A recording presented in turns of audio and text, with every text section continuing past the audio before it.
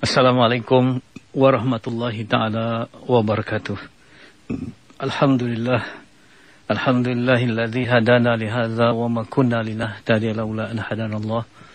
Wassalatu wassalamu ala Rasulillah wa ala alihi wa sahbihi wa man walah. Rabbi shrah li sadri wa yassir li amri wahlul 'uqdatam min lisani yafqahu qawli. Subhanaka la ilma lana illa ma 'allamtana innaka antal alimul hakim. La haula wa la quwwata illa billahi al-'aliyyil 'azim, amma ba'du. Yang saya hormati lagi dikasihi Ustaz Irwan, khususnya para pendengar Radio Aikim yang dirahmati dan didoakan.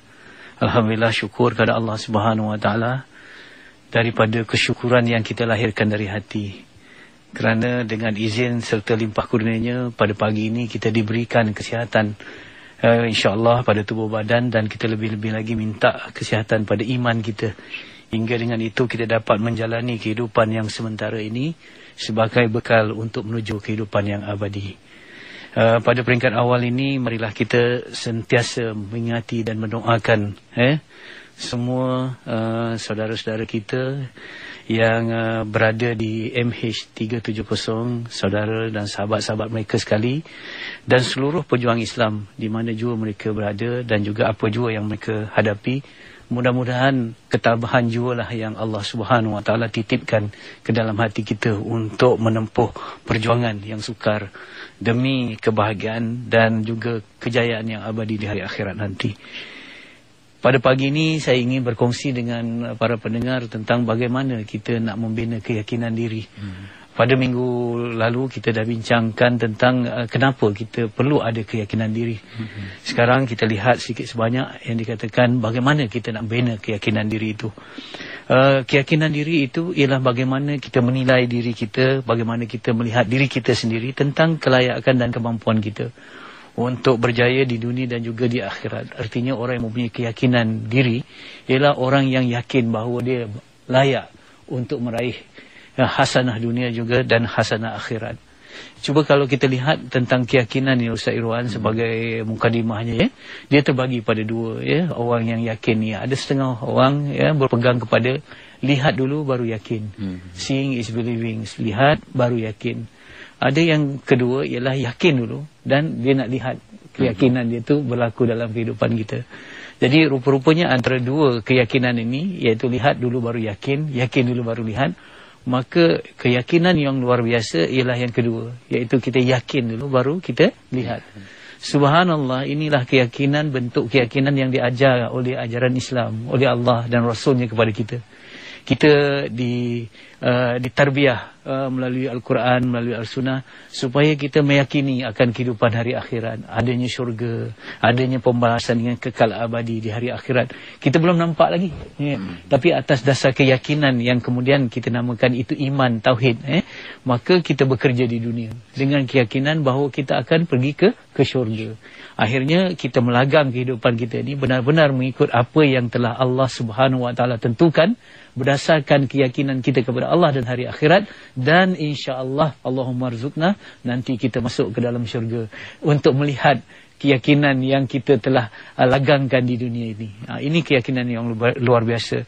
Tetapi keyakinan yang biasa-biasa ini ialah keyakinan orang sekular, sekularisme, yang mereka tu hanya berpegang kepada konsep now and here, sekarang dan juga di sini, mereka tidak ada istilah yakin dulu baru lihat. Mereka hanya ada istilah lihat dulu baru yakin. Ini keyakinan yang biasa. Kalau kita lihat di dunia ni pun Ustaz Irwan, kita tengok kalau bangunan-bangunan yang tinggi ni, dia ada dua golongan, profesional, arkitek, dan juga golongan pekerja biasa, buruh biasa. Arkitek ni dia dah ada blueprint dah. Walaupun bangunan tu belum siap, tetapi dia dah nampak dah, dia dah visualkan bangunan ni besar ni, tingginya macam ni, kadang-kadang dia dah sketch dah, semua tu dah lengkap dah. Kemudian buruh-buruh dan pekerja-pekerja lah meletakkan batu-batanya, menyusun dan sebagainya. Yang buruh-buruh ni dia tak nampak big picture, tapi arkitek dah nampak dah, sebab mereka ada blueprint. Jadi tentulah gaji arkitek ni lebih daripada buruh biasa, betul? Sebab dia yakin dulu bangunan itu boleh dibina, kemudian insya-Allah dia bekerja untuk melihat keyakinan itu terjadi. Tetapi sebaliknya buruh ni dia buat hanya kejap-kejap gini, tapi bila bangunan tu dah siap baru dia nampak, oh ini rupanya bentuk bangunan yang mereka buat. Jadi insya-Allah mudah-mudahan kita sentiasa memburu keyakinan yang kedua ini, iaitu yakin dulu baru lihat keimanan kita kepada Allah dan hari akhirat insya-Allah. Bagaimana kita nak membina keyakinan ini soalnya ya.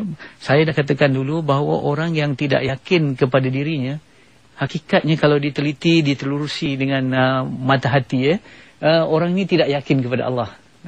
Bila orang tu tak yakin pada dirinya, hakikatnya dia tidak yakin kepada Allah. Mengapa saya katakan begitu? Kerana Allah Subhanahu Wa Taala Maha Penyayang, Ustaz Irwan ya. Allah Subhanahu Wa Taala menugaskan kita, memberi misi kita sebagai hamba dan khalifah. Hamba Allah dan khalifah. Dan ini tugas yang berat, dan Allah Subhanahu Wa Taala tidak meninggalkan kita begitu saja. Bahkan Allah Subhanahu Wa Taala memberikan semua sumber, semua bakat, kecenderungan apa saja yang ada pada kita untuk melaksanakan dua tugas itu, iaitu tugas sebagai hamba Allah untuk jadi baik, dan sebagai khalifah untuk memberi kebaikan. Kita diberi bakat. Yang itu yang saya katakan bahawa tidak ada manusia yang sama dengan kita. Setiap manusia adalah unik. Jadi kerana keunikan itu, kerana bakat, kecenderungan dan apa saja kelebihan setiap manusia itu ada. Ya. Jadi subhanallah, kalau kita tidak yakin pada diri kita untuk melaksanakan tugas itu, sebenarnya kita bukan tidak yakin pada diri kita, Ustaz Irwan ya. Kita tidak yakin kepada Allah yang memberi tugasan untuk kita, dan Allah Subhanahu Wa Taala juga memberi segala sumber, segala kelebihan dan bekalan untuk melaksanakan misi itu.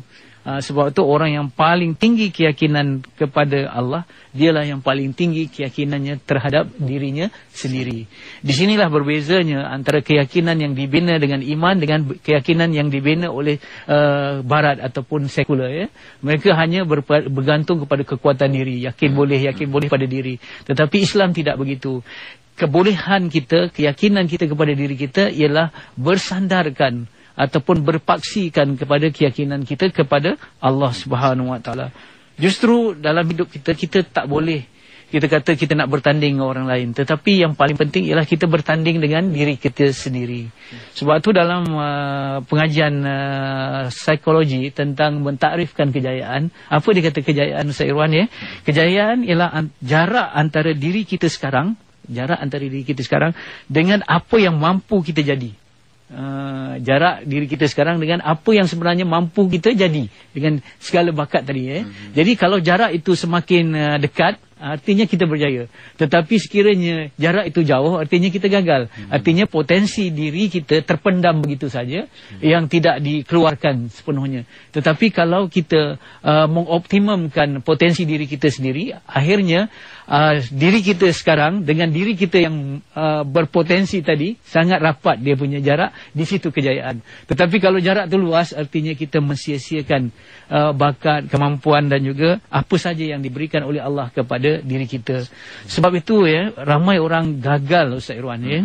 Kenapa orang gagal? Kerana pertama, dia tidak kenal apakah potensi diri dia yang sebenar, apa kelebihan dia. Itu satu. Yang kedua, dia dah kenal tetapi dia tidak fully utilize, dia tidak memanfaatkan sepenuhnya kelebihan dia. Sebab itu kalau kita lihat dalam hidup kita, sekiranya kita mengenal diri kita dan kita nak jadi diri kita, kita nak jadi diri kita sendiri, maka kita akan jadi juara, kita akan jadi nombor satu. Tetapi sekiranya kita tak kenal diri kita, kita nak jadi orang lain, maka ketika kita meniru orang lain, kita cuba clone orang lain, kita sudah menjadi nombor 2, nombor 3 atau nombor 4. Tetapi sekiranya kita jadi diri kita sendiri, kita juara lah. Sebab tidak ada orang yang sama dengan kita kan. Tetapi kalau kita cuba meniru orang lain, kita akan jadi nombor 2. Mungkin tak jadi langsung sebab itu kita kena. Sebab itu dalam hidup, saya selalu dah katakan, saya ulang lagi apa yang saya katakan pada minggu yang lepas, kita tidak bimbang jika tidak dihargai, tetapi bimbanglah jika kita benar-benar tidak berharga. Kalau tidak dihargai tak apa, tapi kalau kita tidak berharga. Mengapa kita tidak berharga? Kerana potensi diri yang ada pada diri kita, kita tidak kenal. Satu. Yang kedua, kita tidak berani keluar daripada zon selesa kita kepada zon mencabar kita. Di situlah yang kita katakan, di dunia ini kadang-kadang orang tidak boleh terima kesusahan untuk dia pergi jauh dalam hidup. Dia terlalu manjakan diri sebab bila kita dah kenal potensi diri kita, bila kita nak tempa diri kita, macam kita tempa besi lah.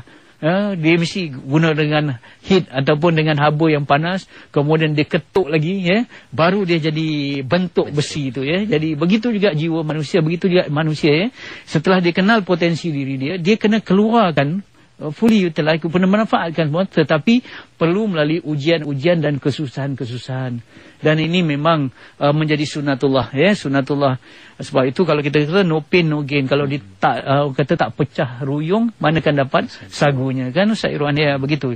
Jadi dalam Islam kita gunakan bila kita nak pergi potensi diri kita untuk jadi hamba Allah yang baik dan juga menjadi khalifah yang baik, kita melalui jalan mujahadah. Mujahadah itulah yang dikatakan menempa susah demi untuk kita menjadi lebih baik daripada sebelumnya. Ini pentingnya. Jadi jangan lemah dalam mujahadah, jangan mengalah dalam mujahadah. Kalau dengan mujahadah kita melangkah menuju Allah, apabila kita melangkah menuju Allah ada kesusahan, tapi dengan kesusahan itulah meningkat diri kita sebagai hamba Allah dan sebagai khalifah. Itu yang pertama, ya. Jadi kita kena kenal kelebihan kita, Ustaz Irwan, ya. Dalam manusia ni Allah Subhanahu Wa Taala tidak ciptakan dia semua perfect. Walaupun orang kata kita ni sesempurna kejadian, tetapi di sana kita ada kelebihan, di sana juga kita ada kekurangan, ya.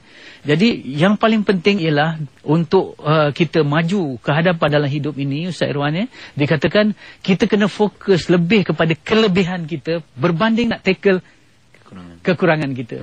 Saya sebut dengar, ya, bukan antara kebaikan dengan keburukan, tetapi antara kelebihan dengan kekurangan.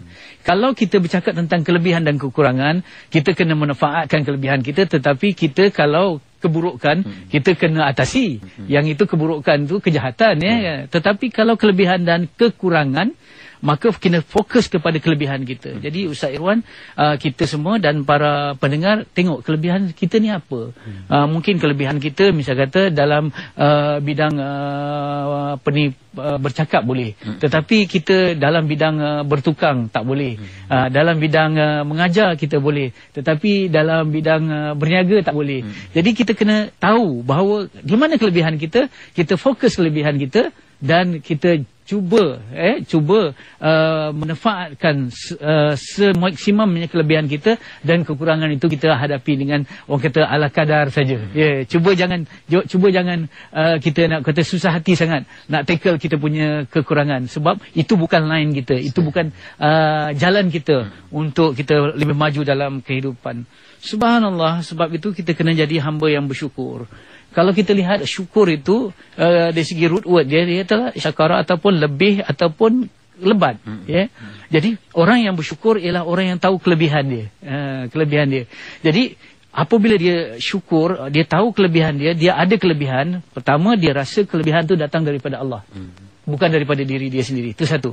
Yang kedua, syukur yang dia kata bil fi'li, dengan bil qalbi, dengan hati. Tetapi syukur yang ketiga ini, ya, selain daripada syukur lisan, syukur yang ketiga ni yang paling penting. Syukur dengan tindakan. Syukur dengan tindakan ini ialah kita menggunakan kelebihan kita selaras dengan tujuan Tuhan mengurniakan kelebihan itu buat kita. Ya, sekali lagi saya ulang, syukur dengan lisan itu, dengan tindakan itu ialah kita menggunakan kelebihan yang Tuhan berikan pada kita selaras dengan tujuan Tuhan mengurniakan kelebihan itu untuk kita. Jadi artinya sekiranya kita dikurniakan bakat, misal kata dalam mengajar, kita kena mengajar. Kita dikurniakan bakat dalam bidang berniaga, kita kena berniaga. Dan kita rasa berniagaan itu adalah untuk memberi yang kata kebaikan sebagai khalifah tadi, ya.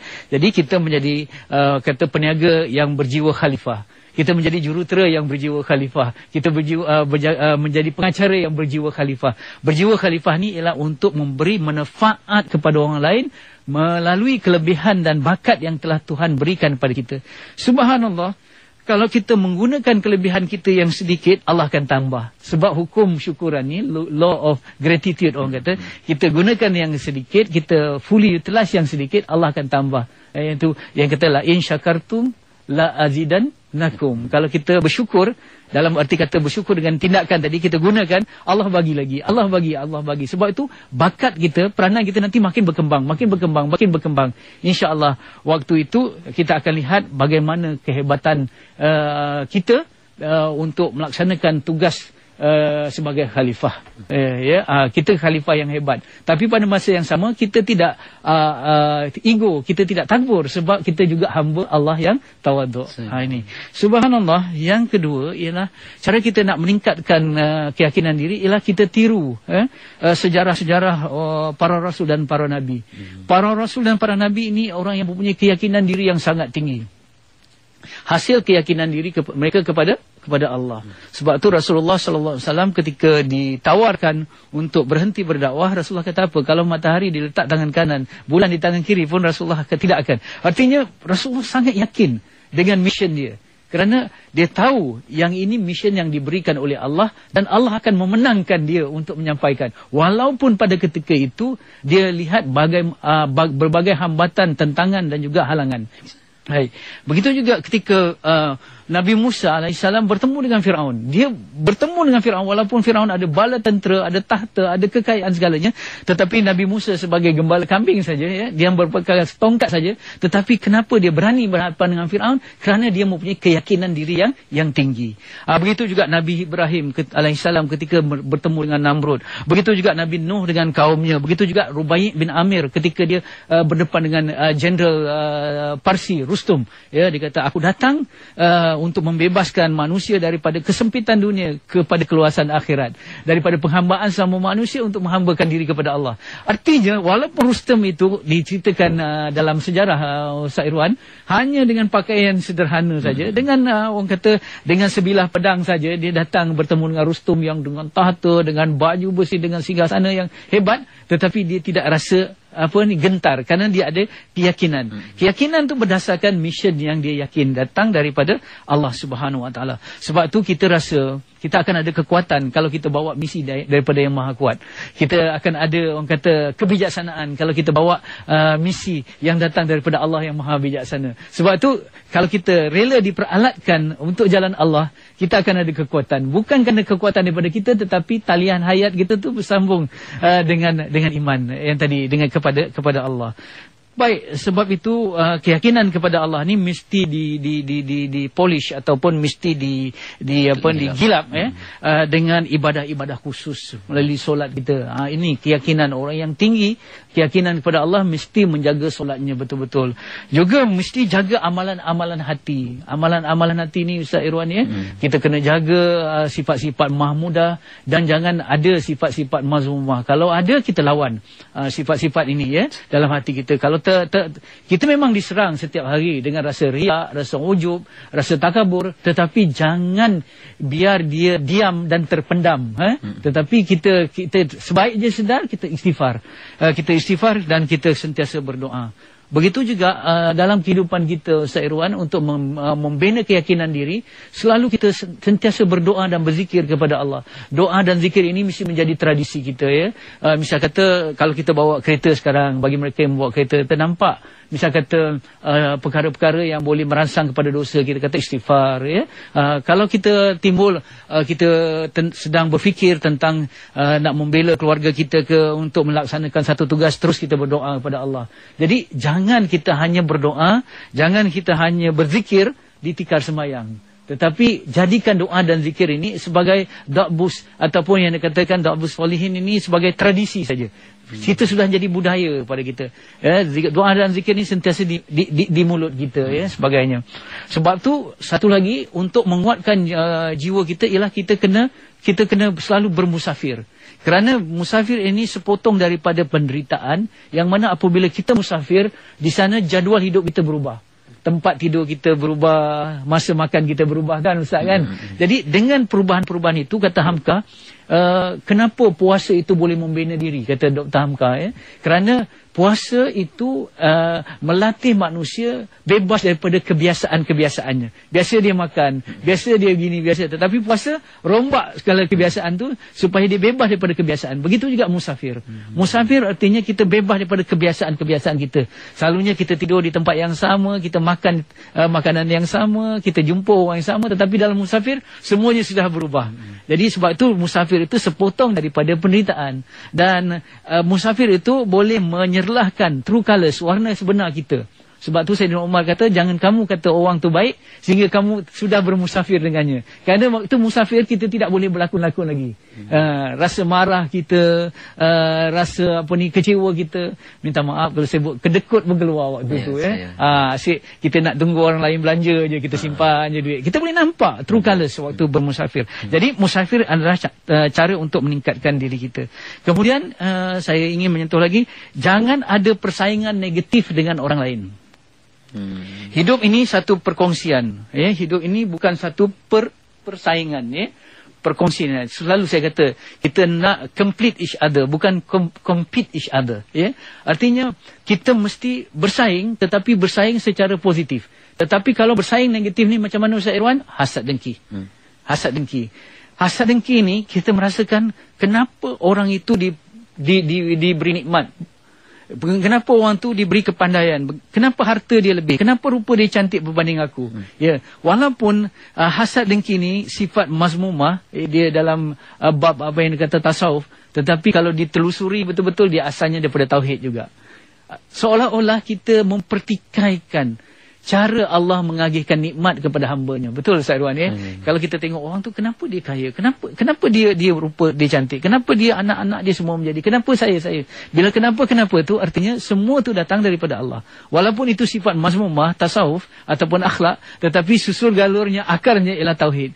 Artinya kita seolah-olah mempertikaikan keputusan Allah, bagaimana cara Allah Subhanahu Wa Taala mengagih-agihkan rezekinya.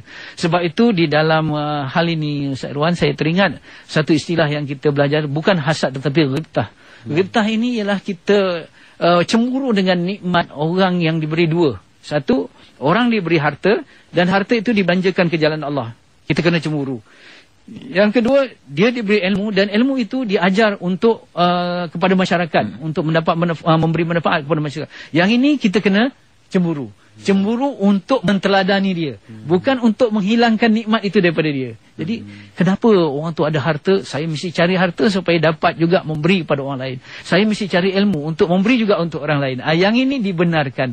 Subhanallah, yang ini penting untuk kita meningkatkan keyakinan diri. Jangan bersaing secara negatif dengan orang lain, tetapi sebaliknya bersaing dengan positif, iaitu yang dikata fastabiqul khairat, berlumba-lumbalah untuk membuat kebaikan, terutamanya dari sudut harta yang dibelanjakan dan juga ilmu yang dimanfaatkan.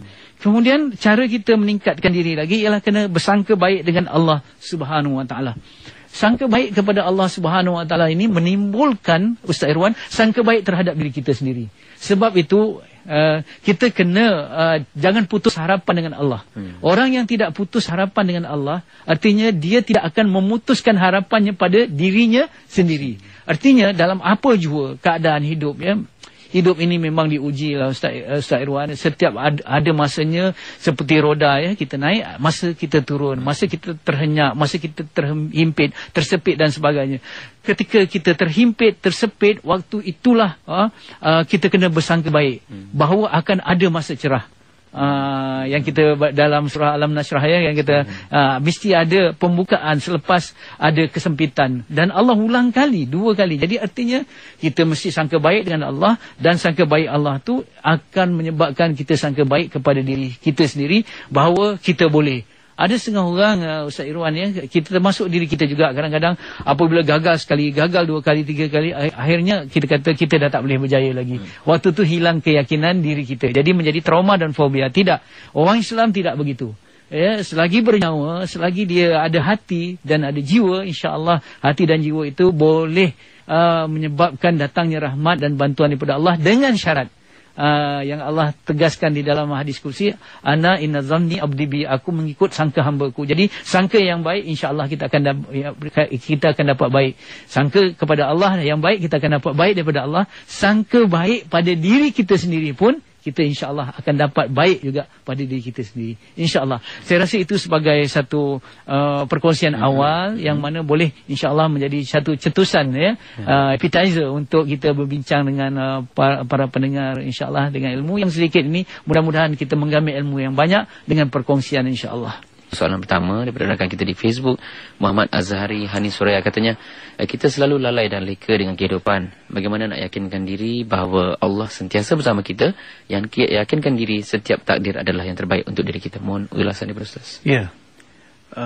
Pertamanya saya ingin mengucapkan terima kasih kepada saudara Azhari tadi, bahawa sebenarnya Allah sentiasa bersama dengan kita. Cuma kita lah yang meminggirkan kadang-kadang begitu. Jadi Allah sentiasa dekat dengan kita, tetapi kita yang menjarak ataupun menjauh daripada Allah Subhanahu Wa Taala. Jadi sebab itu di dalam ajaran Islam ni, Ustaz Irwan, sudah ada mekanisme. Mekanisme ni maksudnya kalau kita ikut saja, insya-Allah kita akan rapat dengan Allah. Jadi sebab itu kalau kita kata macam mana saya nak dekatkan diri dengan Allah, ikut saja ajaran Islam. Contohnya macam mana kita tadi, kita bangun saja daripada tidur terus kita baca doa. Itu dah dekat dengan Allah. Doa itu artinya kita mengaku lemah di hadapan Allah. Betul. Kemudian kita ambil wuduk. Wuduk itu sebagai persiapan bersuci untuk bertemu dengan Allah yang Maha Suci. Betul. Kemudian kita solat. Solat itu adalah silah hubungan kita dengan Allah. Solat itu adalah satu kerehatan, sebab rehat jiwa kita apabila kita dapat bercakap-cakap dan kita dapat membaca ayat Quran. Allah bercakap dengan kita dalam solat melalui bacaan Quran yang kita baca, ayat-ayat yang kita baca, dan kita bercakap dengan Allah melalui tasbih, melalui zikir yang kita lafazkan dalam solat. Artinya itu. Kemudian kita lepas tu kita baca wirid dan zikir, kemudian kita doa lagi. Betul. Kemudian kita nak makan, nanti makan pagi kita berdoa juga, Allahumma barik lana. Jadi semua apa yang kita buat dalam ajaran Islam sebenarnya kita dekat dengan Allah. Cuma apabila kita tak ikut ajaran Islam tu yang kita menjauh dengan Allah. Itu yang dikatakan ihfazullah yahfaz, kita jaga Allah, Allah jaga kita, ya. Jadi kalau ditanyakan bagaimana kita nak yakin kepada Allah, memang Allah Subhanahu Wa Taala tidak meninggalkan kita, ya. Tidak meninggalkan kita. Cuma kita saja, ya. Jadi sebab itu kita kena jaga solat kita, kena jaga doa harian kita, kena jaga zikir wirid kita. Kemudian Allah bersama ketika kita membantu orang lain. Ketika jumpa orang, kita bagi salam. Itu artinya dalam interaksi antara makhluk dengan makhluk pun ada Khalik yang menyatukan. Betul. Ya, kalau kita jumpa sekarang ni dengan Ustaz Irwan, saya bagi salam. Salam itu artinya kita berdoa kesejahteraan kawan kita. Artinya waktu kita berinteraksi sama makhluk, Khalik juga yang menjadi penyatunya, ya. Nanti dalam kehidupan kita nampak ada orang susah, kita bantu. Ya, waktu kita bantu orang susah itu artinya waktu itu kita sedang mematuhi perintah Allah untuk membantu orang susah. Sebab keredaan Allah itu ataupun yang dikatakan cinta Allah itu ada pada tangan yang menadah, pada tangan orang yang susah, pada orang yang meminta. Di situ ada cinta Allah. Cinta Allah bukan hanya di masjid, bukan di surau, tetapi pada tangan orang yang melarat. Sebab tu saya katakan kalau kita membantu orang yang melarat, cinta Allah semakin dekat. Ya, jadi di sana sentiasa ada hubungan kita dengan Allah. Jadi cuma kadang-kadang kita tak sedar kerana kita terlalu biasa, Ustaz Irwan, ya. Oleh kerana terlalu biasa, kadang-kadang benda tu kadang-kadang kita terlupa. Contohnya kita sekarang ni mana ada orang nak bersyukur tentang matahari hari ini terbit. Ada tak siapa-siapa yang jarang, ya. Tetapi sebenarnya cuba matahari tak ada hari ini, kan. Ada pun ada sebagainya. Waktu itulah yang kita rasa baru. Tadi sebab itu sentiasalah dalam hidup kita ni kita cuba melihat yang tersirat daripada yang tersurat. Itu ya. Melihat bila ada nikmat, kita cuba lihat pemberi nikmat.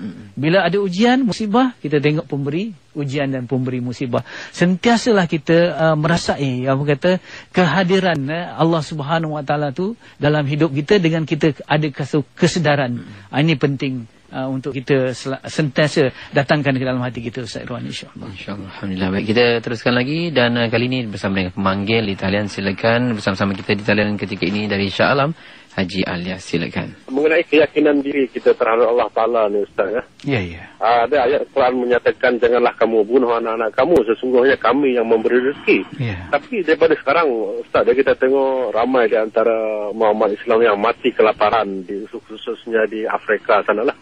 Jadi saya agak muskil juga, Ustaz, di manakah kebenaran ayat yang mengatakan kami yang memberi rezeki, sedangkan banyak yang mati kelaparan tanpa makanan dan boleh dikatakan tiada rezeki, Ustaz. Jadi yang kedua, Ustaz, mengenai adakah kita manusia ni boleh dikatakan sampai satu tahap tepu, Ustaz, ya? Apabila kita mempelajari sesuatu perkara itu tidak boleh menerima lagi. Setakat itulah yang kita boleh terima. Jadi apakah kita akui ataupun kita boleh katakan dah tahap tepu, itulah yang kemampuan kita. Okay, Assalamualaikum warahmatullahi wabarakatuh. Assalamualaikum warahmatullahi wabarakatuh. Terima kasih. Satu soalan saya rasa memang soalan yang Haji Alias ni timbul. Beliau Tuan Haji terus terang sikapnya kan. Saya rasa kalau dengan terus terang ni memang kita kena belajar. Kita tidak simpan-simpan. Kalau kita belajar ni kan, kita belajar tak apalah ya. Dia kata Allah Subhanahu Wa Taala memberi rezeki, Allah jamin rezeki, jangan bunuh anak kamu dan sebagainya kan. Tetapi kenapa ada kelaparan kepada orang di Afrika yang sebagainya. Sebenarnya begini ya, kita pegang dulu konsep hidup ni adalah ujian. Hidup ni adalah ujian. Dan ujian ini bukan dalam soal yang kita tak suka saja, tetapi ujian juga berlaku dalam bentuk yang kita suka. Selalunya kadang-kadang kita anggap ujian ini kemiskinan tu ujian, tapi kekayaan bukan ujian sebab kita suka. Tidak, kekayaan juga ujian ya. Kegagalan ujian, kejayaan juga ujian. Kenyang ujian, lapar pun ujian. Itu penting. Jadi sebab itu kita dalam dewan peperiksaan hidup ini yang dikatakan macam dewan peperiksaan. Dunia ini macam dewan peperiksaan. Setiap kita menghadapi ujian. Setiap manusia menghadapi ujian. Cuma bezanya dalam dewan peperiksaan di dunia ini, dia beza dengan dewan peperiksaan di sekolah ataupun di IPT dulu. Kertas soalan dia sama. Tetapi kita punya kertas ujian dalam hidup kita di dunia tidak sama ya. Contoh ya, ada dalam ujian rumah tangga saja tak sama ya. Ada orang tak ada jodoh. Ada orang ada jodoh tapi jodohnya tak baik. Ada orang jodoh dia baik tapi tak dapat anak. Ada orang jodoh baik dapat anak tapi anak ada sakit. Ada setengah dapat anak tak ada sakit tapi anak ada masalah. Subhanallah, dalam section rumah tangga je dah ujian dah berbeza-beza. Jadi ada orang diuji dengan paper namanya kekenyangan, ada orang yang diuji dengan paper namanya kelaparan. Jadi ini kita terima konsep. Jadi Allah Subhanahu Wa Taala mengagihkan rezeki semua sama.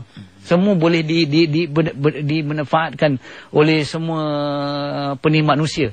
Cuma Allah uji di sini kekurangan dan Allah diuji kelebihan. Kerana orang diuji dengan kekurangan ini diuji dengan sabar, dan orang yang diuji dengan kelebihan ini bagaimana dia bersyukur.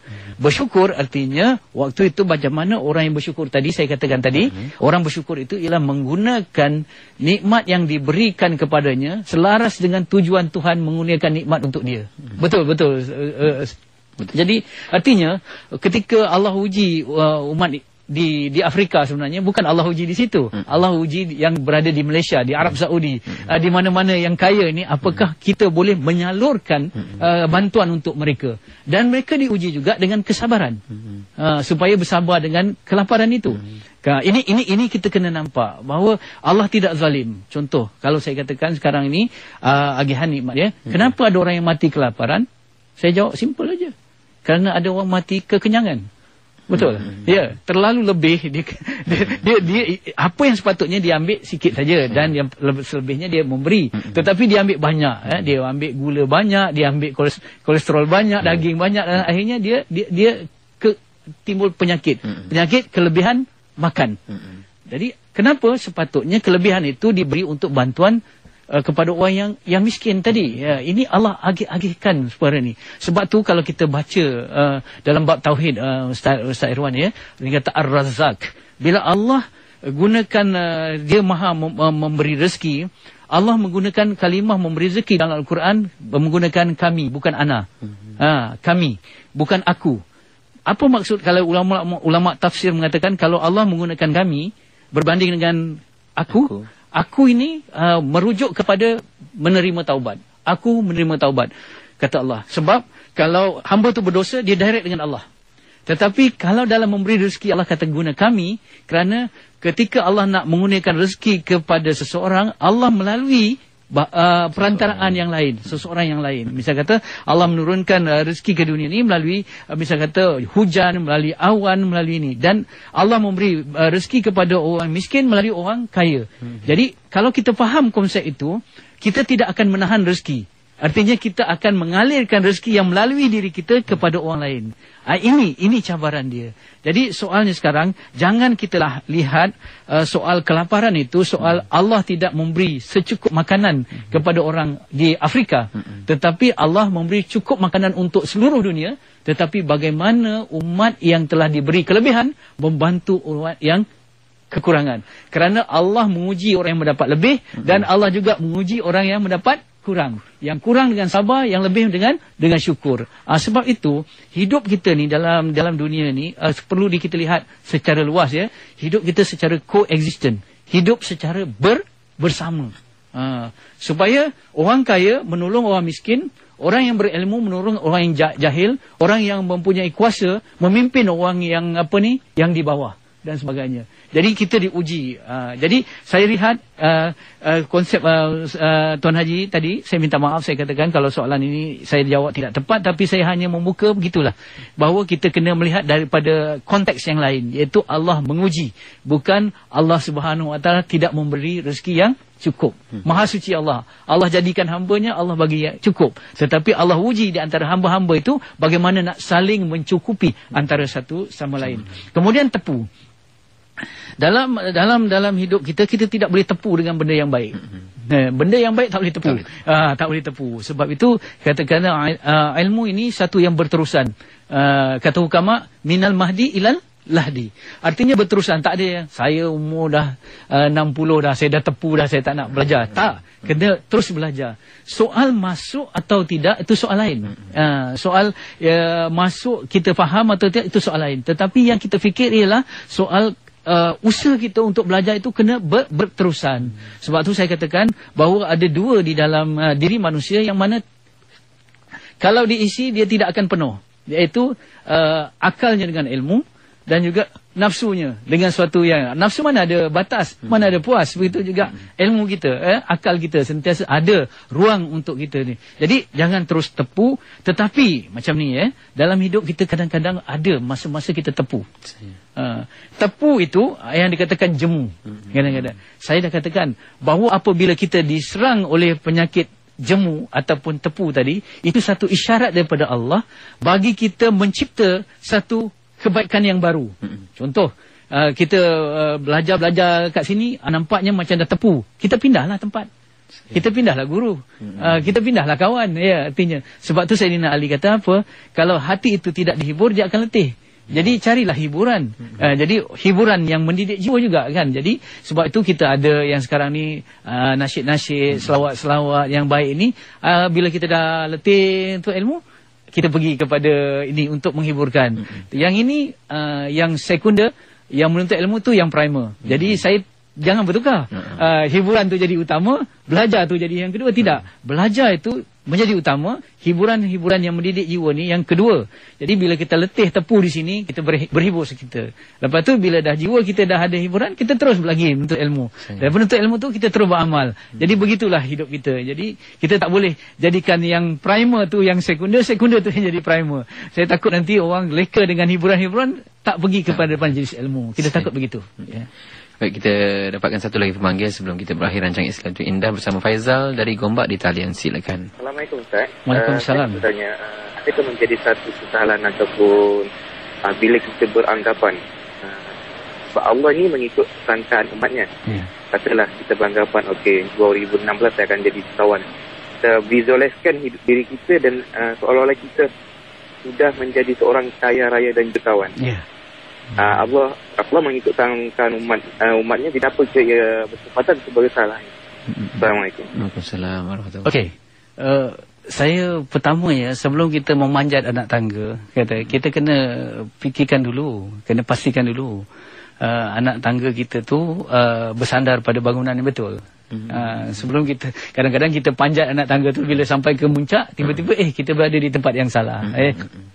Sebab itu kita nak visualkan. Memang visual ni sangat-sangat penting dalam sebab itu dalam Isra' Mi'raj nanti Ustaz Irwan kita akan Isra' perjalanan Rasulullah daripada Masjidil Haram ke Masjidil Aqsa, Mi'raj daripada Masjidil Aqsa ke Sidratul Muntaha ya. Dalam Isra itu Rasulullah dipaparkan pelbagai keadaan ya, gambaran ya, visual ya.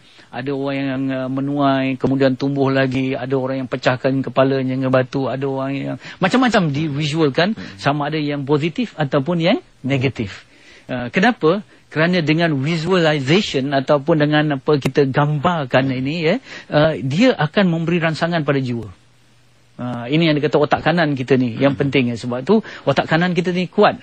Sebab itu walaupun kita lihat ya, kalau dikatakan gambaran, selalu ditanya kepada Ustaz Irwan, pada kita lah ustaz-ustaz kita tanya macam mana syurga itu. Syurga itu tak dapat digambarkan dengan fikiran kita, imajinasi kita, dengan perasaan kita, dengan apa saja. Syurga sebenarnya, syurga lebih indah daripada apa yang kita boleh imaginkan, betul.